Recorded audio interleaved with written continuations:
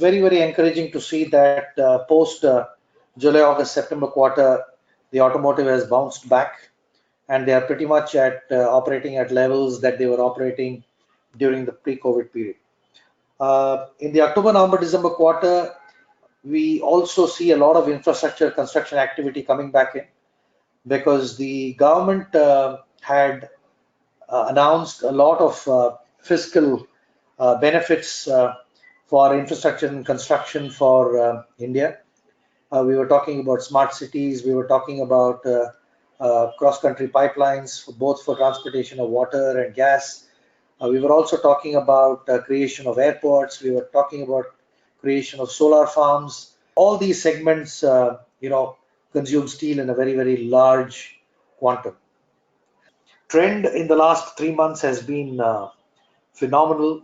I think world over, steel demand has picked up. Steel prices are running away. In India, we've seen a huge increase in the steel prices.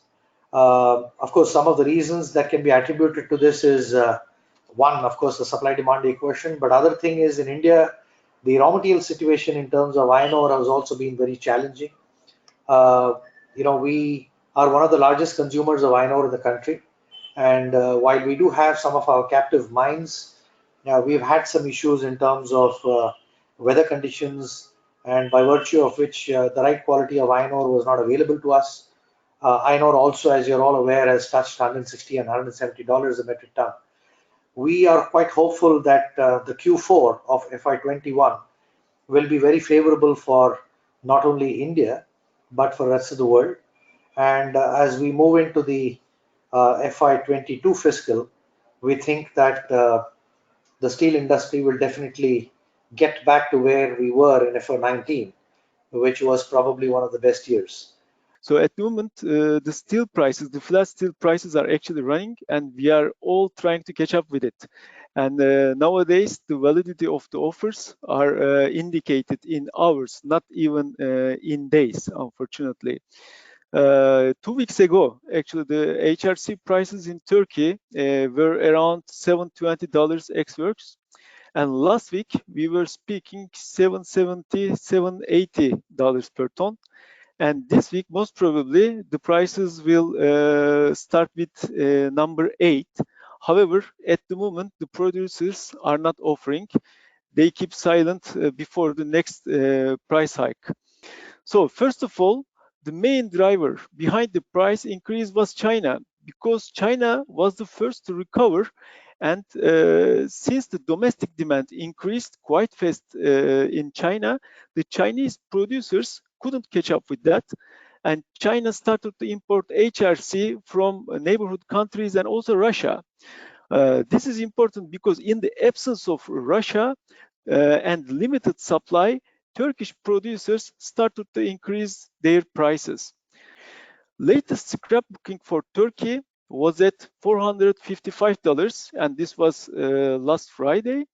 And when we think of the current HRC price, which is most probably will be 800 plus something, the markup is $350.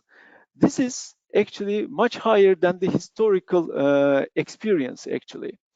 This is one critical point. On the other hand, the markup between HRC and CRC is generally between $70 to $100 per ton. In the last 20 years, during my experience in steel sector, I have seen maximum $130 as a markup between CRC and HRC. However, now it is $180 and may go up to $200. This is also critical. For me, this indicates a bubble, and we must be careful. Crude steel production data in 2020, it's kind of really confusing. The world steel production has still continued to increase, and as of October 2020, we are back to 162 million tons of production every month, which is, if you see, in 2019 it actually stood at 156 million tons. There are new capacities being added in US. As we know, ArcelorMittal USA has already wrapped up the acquisition part. JSW is about to commission their own steel plant, and in totality about 5 million tons of additional steel capacity is being added. Nucor is adding steel capacity. So capacity utilization in USA has been more or less about 80% of the installed capacity of, you know, like 100 odd million tons. So during the pandemic, the import figures has steadily been going down. Of course, primarily because, you know, like there has been slowdown on industrial activity, there has been slowdown on infrastructure activity, and actually it went down to as low as about 1.3 million tons of import, which stood at about 2.9 million tons in January 2020. If you see the USA steel consumption, if you really analyze, construction accounts for about 44%, automotive about 28%, machinery and equipment about 9%, energy contributes about 6%, and appliances, defense, container, and other things, you know, like accounting for the rest of the demand or rest of the consumptions. I don't foresee how the consumption can increase in US, especially when close to this 6% of energy consumption that it used to be is practically going to be almost non-existent. Just to give you an idea, today the average rebar prices in Tunisia is, I mean, the retail price is at, $570. If this is the price of rebar, how can industry survive if the billet price is CFR is $600? So there is a major challenge for the industry right now to cope with what is happening, and it will take a long time for the government to reschedule or to revise the prices. Maybe they will add 5 to 10%, which are not enough, to tell you the truth. So what is happening right now is that nobody is purchasing. In the last maybe 2 weeks or 3 weeks, everybody stopped buying billets, and people are holding to their stocks right now. For Libya, there is one major player, which is Lisco. Lisco has not been offering flat products for the past 3 to 4 months. For Algeria as well, the situation is not that great.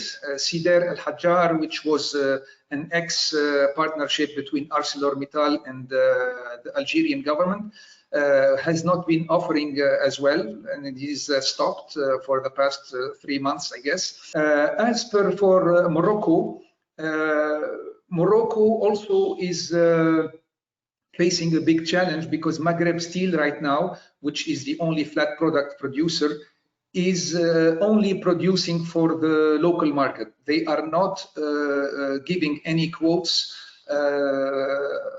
overseas.